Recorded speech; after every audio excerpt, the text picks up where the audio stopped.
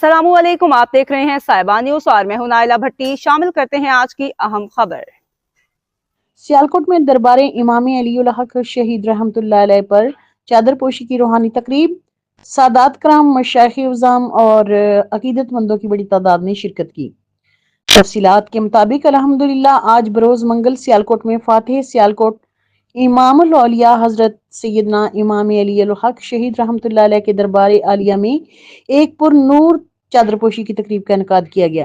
तकरीब में डॉक्टर पीर सैयद मुजम्मिल हुसैन शाह, पीर सैयद मुनव्वर हुसैन शाह, सैयद जामिन अली शाह, हाजी मोहम्मद बशीर, चेयरमैन दरबार कमेटी, डॉक्टर नौमान फजल, मारूफ बिजनेसमैन सूफी इनाम कादरी, मारूफ सहाफ़ी और फलाही शख्सियत जाहिद शरीफ, साईं शोएब हैदर समेत मुतअद्दिद मुअज़्ज़ज़ शख्सियात और सादात कराम ने खुसूसी शिरकत की।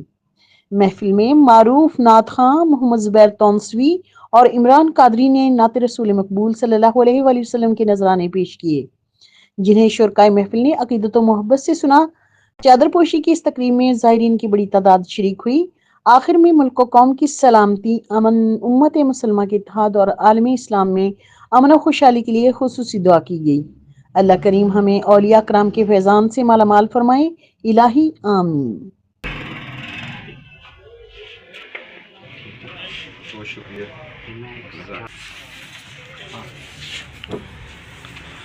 माशाअल्लाह।